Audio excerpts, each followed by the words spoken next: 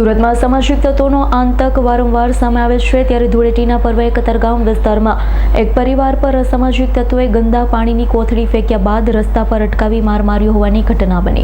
સુરતમાં ધૂળેટી પર્વે અસામાજિક તત્વોનો આતંક સામે આવ્યો। સુરતના કતારગામ વિસ્તારમાં બાપા સીતારામ ચોક નજીક આવેલ રૂક્ષ્મણી સોસાયટી પાસેથી પરિવાર સાથે જતા લોકોને અજાણ્યા ઈસમોએ ગંદા પાણીની કોથળીઓ ફેંકી રસ્તા વચ્ચે ઊભા રાખી ગાડીની ચાવી કાઢી લીધી।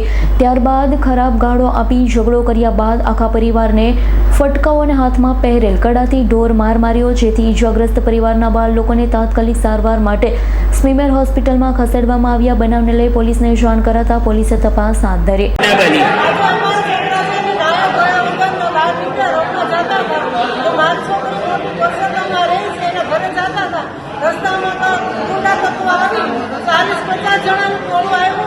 મારી વહુની છોકરાની ઓઢણી ખેંચી અને મારવા માંડ્યા છોકરાને ઢીંચેને પાટવે એવી માયરા બહુ માયરા છોકરા ગાડી ચાવી પાડી નાખીને ગાડી પાડી નાખીને છોકરાને કોઈ વસ્તુની ધ્યાન નથી એટલો બધો માયરો 10 વર્ષના છોકરાને હાથ પકડીને ઘા કરી દેવામાં આવ્યો અને કપડામાં ફાડી નાખ્યા છે। એ લોકોનું શું અદા ઈરાદો તમને નથી ખબર। એ લોકોને અમને એમ નથી ખબર કે ધૂળેટી હતી તો એના હાથમાં કલર હોવો જોઈએ ને, પણ એના હાથમાં લાકડી હતી, કેબલ વાયર હતા, ઢોલ હતી, આ પથ્થર મારો કર્યો, આ બધું શું હતું? 10 વર્ષના છોકરાને પટ્ટા પણ મારવામાં આવેલો છે ને નિશાન પણ છે। આ બનાવ ક્યાં બન્યો?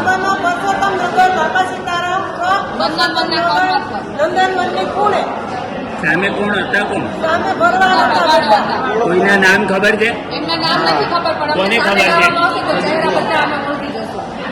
એમાં 2-3 ના નામ છે ખબર, ભાવો હતો, કાનો હતો, ગૌતમ ભગવાન હતો, આટલા 3 નામ આપે છે।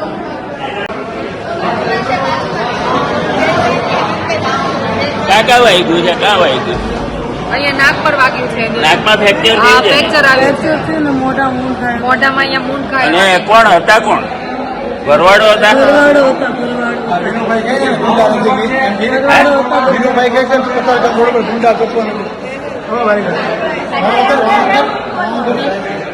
તારા કપડા ખોલતો એમાં જો બતાવો, કાનો ભરવાડ, ભાવો સાંકિયા અને એક ગૌતમ ભરવાડ, આ 3-4 જણા તો નામ આવડે છે, ફોટા છે આપણી પાસે।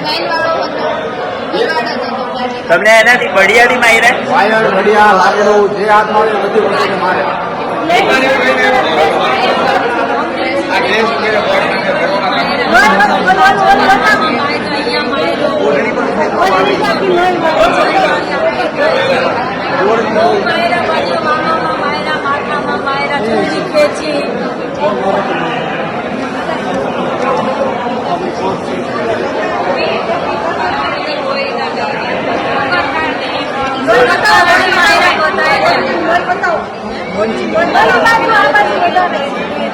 બધા ભરવાડો જ હતા? અમે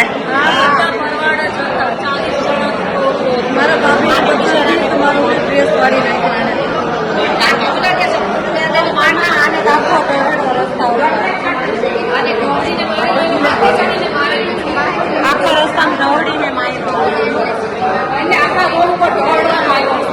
માથા પર તો